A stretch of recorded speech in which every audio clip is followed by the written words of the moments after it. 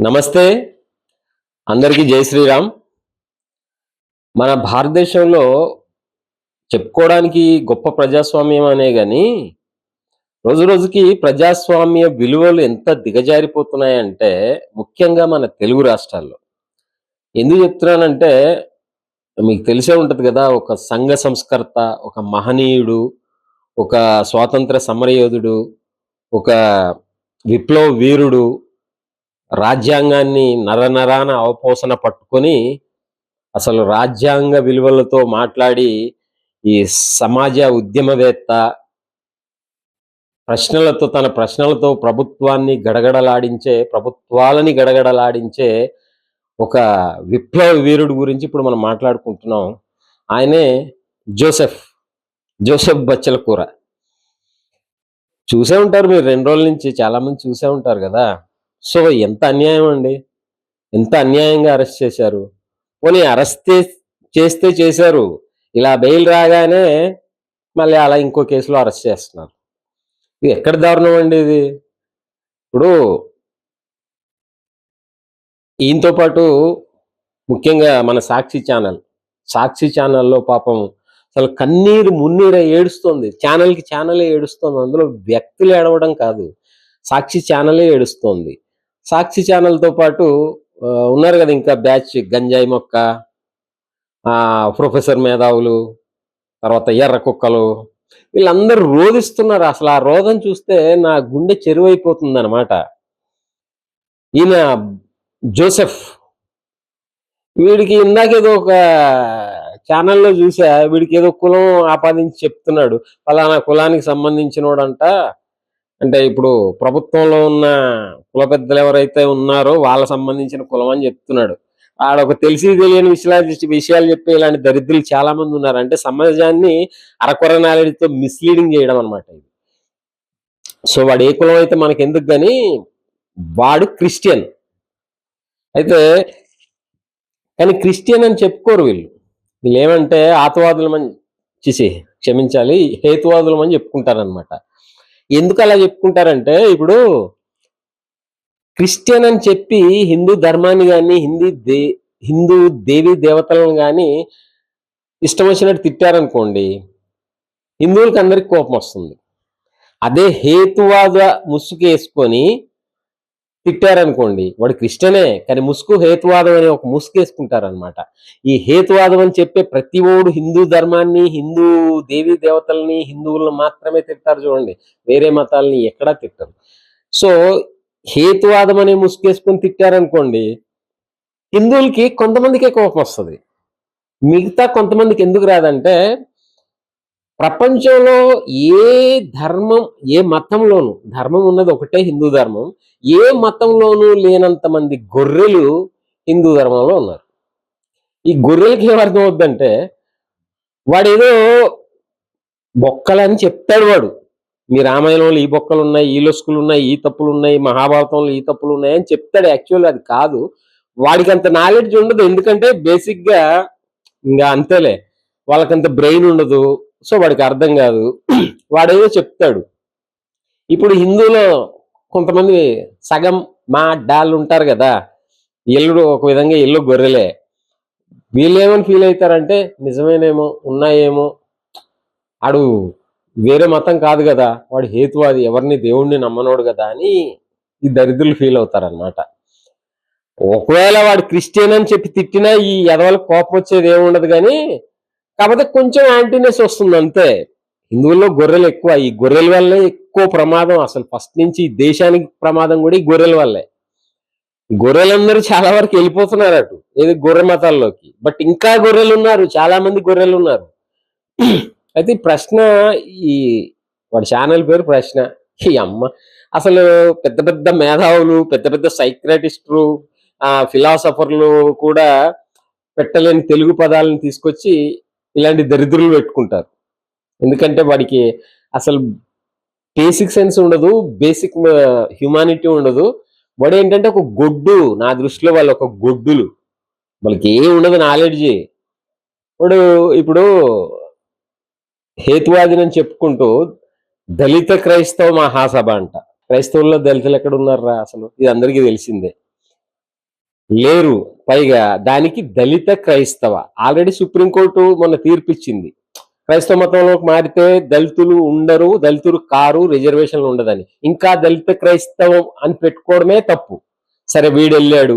నేను ఏ మతానికి సంబంధించిన వాడిని కాదు. మరి ఎందుకు వెళ్ళావురా? సరే వెళ్ళావు, ఏదో పిలిచారు నిన్ను. ఇప్పుడేమంటాడు? రాధా మనోహర్ రే దొరుకుతావురా నువ్వు నా కొడక. రే రాధా మనోహర్ దాస్ కొడక్క దొరుకుతావు నువ్వు మతాల మధ్యలో. అంటే నువ్వు దొరకవారా? ఆయనే దొరుకుతాడా? మా హిందువులకు నువ్వు దొరకవా? ఏమనుకుంటున్నావురా? నలుగురు గొట్టంగాళ్ళు ఉండేసరికి వాడి ఎక్స్ప్రెషన్స్ చూసారా లేదో మీరు వీడియోలు. నారా చంద్రబాబు నాయుడు గారు చూడండి, క్లిప్లు వేస్తా ఉంటాను మధ్య మధ్యలో, ఇలా తలోపడం. ఏదో నలుగురు గొర్రెలు అక్కడి నుంచి తప్పట్లు కొట్టంగానే ఈ పెద్ద గొర్రె అనమాట వీడు. వీడేదో పెద్ద, అసలు పెద్ద ప్రపంచ నాయకుడిలాగా, పెద్ద లీడర్ లాగా, అపరం మేధావి, ధైర్యవంతుడు, అసలు ఈడెనక ప్రపంచం నడుస్తుంది అన్నట్టు యదవ ఎక్స్ప్రెషన్లు. వాడు అనుకుంటున్నాడు అసలు అబ్బో నేను రేంజ్ లో మాట్లాడుతున్నాను. కామెడీ పీసురా నువ్వు, కామెడీ వెళ్ళ కనిపిస్తున్నావు. మళ్ళీ ఇంకేంటి, పవన్ కళ్యాణ్ నీ నోట్లో మల్లం గ్రామంలో ఒక కులానికి సంబంధించి ఒక కులం ఏంటి, వర్గాలను చెప్పొద్దు పేరులు చెప్పండి అన్నాడు. ఇది కూడా పవన్ కళ్యాణే. కాపు కులానికి సంబంధించిన వ్యక్తులు ఒక ఇంట్లో ఒక మనిషి చనిపోతే సామాజిక బహిష్కరణ చేశారు మొత్తం మాల కులస్తుల్ని. పవన్ కళ్యాణ్ నోట్లో ఎందుకు ఆగేవరా నోట్లో అని చెప్పేసి? భయం వేసిందా? ఉచ్చబడిందా నాకు కొడక? అనాల్సింది కదా, ఏమనాలనుకున్నావో. నోట్లో అని చెప్పి ఆగిపోయారా? మరి అంత పోటుగాడు అయితే అనాల్సిందిరా నోట్లో అని. మళ్ళీ చంద్రబాబు నాయుడు గారు నోట్లో ఏం పెట్టుకున్నారు?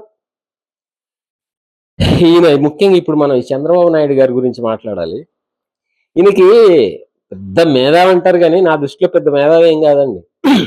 అభివృద్ధి వరకు అందులో తిరుగులేదు. ఎన్నిసార్లు అన్నీ ఓడిపోవడమైనా ఇప్పటికి 3 సార్లు 4 సార్లు ఓడిపోతా ఉంటాడు. అయినా కూడా సరే మనం గెలిచేస్తాం నెక్స్ట్ టైం అని ఫిక్స్ అయిపోయి ఉంటాడు. మరి అదేం మేధావుతానో నాకు అర్థం కాదు. ఒక్క గొర్రెగాడు కూడా టీడీపీ పార్టీ ఓటేయడు. కానీ ఆ గొర్రెలు హిందూ దేవతల్ని, హిందువుల్ని, హిందూ ధర్మాన్ని ఎన్ని తిట్టినా ఆయన పట్టించుకోడు. ఎంతసేపు డెవలప్మెంట్ అంటే డెవలప్మెంట్ ఒకటేనా? సామాజిక ప్రశాంతత అక్కర్లేదా? దాని గురించి పట్టించుకోరా మీరు? మీ చుట్టూ ఉన్న బక్రగాళ్ళు వీళ్ళంత గొర్రెలు, మీ చుట్టూ ఉన్న బక్రగాళ్ళు కూడా అంతే గొర్రెలు అంటారు. వాళ్ళు వచ్చి అసలు సమస్య లేదండి, మనకు ఫేవర్ గా ఉందండి, నెక్స్ట్ టైం మనమే గెలిచేస్తామంటే మీటింగ్లో వచ్చి మీరు చెప్తా ఉంటారు. ఇన్నిసార్లు ఓడిపోయినా ఏమనుభవం, అంత వయసు, అంత అనుభవం, అంత మేధావి అంటది. మీదేం మేధావితనం సార్? తెలుసుకోండి. పవన్ కళ్యాణ్ గారు ఎప్పుడైతే సనాతనం అన్నారో అప్పుడు మాలాంటి వాళ్ళకి కొంచెం బలం వచ్చింది. అసలు నేను మీ ఫ్యాన్నే చెప్పాలంటే, కానీ హిందూగా ఫ్యాన్ని కాదు, ఒక రాజకీయ నాయకుడిగా, ఒక అభివృద్ధి పరంగా నేను మీ ఫ్యాన్ని. హిందూ విషయానికి వస్తే మీకు బద్ధ శత్రువుని. ఎందుకంటే మీరు చేసే ఓట్ల రాజకీయం ఎంత నీచంగా ఉంటదంటే, ఎవరు జగన్ గారు ఏదో పాస్టర్లకి అయ్యి ఇచ్చాడు, చర్చిలకి కోట్లు ఇచ్చాడు. మీరేం చేస్తున్నారు? మీరు కూడా అదే చేస్తున్నారు కదా. ఇంతకుముందు కూడా అదే చేశారు కదా. హజ్ యాత్రలకు డబ్బులు ఇవ్వడం. ఎవడ సొమ్ము ఎవరికి ఇస్తున్నారు సార్ మీరు? మా గుళ్ళో డబ్బులన్నీ తీసుకెళ్ళిపోయి వాళ్ళకి ఇస్తారా? అంటే మీ ఓట్ల కోసం మీరు ఎంతైనా చేస్తారు. మీరు అనుకుంటున్నారేమో ఒక్క ఓటు క్రిస్టియన్ ఓటు ఒక్కటి పడదు మీకు. అంత నాలెడ్జ్ లేదా? పెద్ద మేధావి అని మీకు మీరు చెప్పేసుకొని పక్కోలు ముసుకేసి. అంటే ఒక్క విషయంలో ఉండకూడదు మేధస్సు, పూర్తి పరిజ్ఞానం, పూర్తి అంటే సంపూర్ణంగా ఉండాలి మేధస్సు, సంపూర్ణ అన్ని విషయాల మీద ఉండాలి మేధస్సు. ఊరికి డెవలప్మెంట్ కావాలి, డెవలప్మెంట్ కావాలి. నిజంగా ఆ విషయంలో మీరు ఆదర్శం అందరికీ. నాకు కూడా ఆదర్శమే. ఒకప్పుడు నేను మీకు పెద్ద ఫ్యాన్ని. కానీ ఈ మత రాజకీయాలు చేస్తారు చూసారా మీరు ఓట్ల కోసం. అందుకే మీరు ఎప్పుడంటే విరక్తి కలిగింది నాకు. 2014 వరకు కూడా నేను మిమ్మల్ని మీ అభిమానిగానే ఉన్నాను. ఈ హిందువుల పక్షాన అసలు ఒక్కసారన్నా నేను హిందువుని, నేను గ్రేట్ అని చెప్పుకోను సార్. పవన్ కళ్యాణ్ గారు నిన్నగాక మొన్న వచ్చారు, చెప్పుకున్నారు, ఆయన చెప్పారు, నిలబడ్డారు, స్టాండ్ మీద ఉన్నారు. మాకు కొంచెం బలం వచ్చింది. ఏంటి ఎన్ని దారుణాలు జరుగుతున్నాయి దేశంలో. ఎన్నెన్ని దారుణాలు జరుగుతున్నాయి హిందువుల మీద, ఎన్నెన్ని అటాకులు చేస్తున్నారు, డైరెక్ట్ వచ్చి చంపేస్తున్నారు. మేము ఏదన్నా కొంచెం వాళ్ళ గురించి యాంటీగా మాట్లాడితే డైరెక్ట్ వచ్చి చంపేస్తున్నారు. కానీ వాళ్ళు మాత్రం ఇష్టం వచ్చినట్టు చెలరేగిపోతున్నారు సోషల్ మీడియాలో. కాంగ్రెస్ గవర్నమెంట్లు ఉన్న చోట ఎలాగా మాకు దిక్కు లేదు హిందువులకి. మీరన్నా పట్టించుకోండి సార్. మీరు ఇలాగంటే నెక్స్ట్ రారు, మీరు 100% మీరు రారు. పవన్ కళ్యాణ్ ఎంత ఫైట్ చేసినా కూడా మీరు రారు 100%, ఇది కన్ఫర్మ్. మీతో పాటు ఆయన కూడా ఓడిపోవాల్సి వస్తుంది. బీజేపీ కూడా, మరి బీజేపీ వాళ్ళ గురించి చెప్పొద్దులే. ఆంధ్ర బీజేపీ నాయకులు, తెలంగాణ బీజేపీ నాయకులు నిజంగా చాలా గ్రేట్ అన్నమాట. తెలంగాణలో చెప్పుకోవడానికి కొంతమంది ఉన్నారు, సరే ఇక్కడ ఏదో తప్పుడు రిపోర్ట్లు ఇచ్చి ఆ గ్రేట్ అనుకునే వాళ్ళని తొక్కే ప్రయత్నం ఇక్కడ జరుగుతుంది. ఎందుకంటే నాలాంటి సామాన్య కార్యకర్తలకి ఎవడైతే ఇష్టమో వాళ్ళని తీసి పక్కన పెడతారు, ఎవరెవరినో తీసుకొచ్చి ఇస్తారు, ఇక్కడ అధికారం ఎక్కిస్తారు. ఇక ఆంధ్రాలో అయితే చెప్పుకోవాల్సిన పనే లేదు. అసలు ఆంధ్రాలో లీడరే లేడు బీజేపీకి. ఆ ఉన్న వాళ్ళు ఆ ఇద్దరు ముగ్గురు ఉంటారు, వాళ్ళు ఎప్పుడు టీవీల్లో కనబడతా ఉంటారు.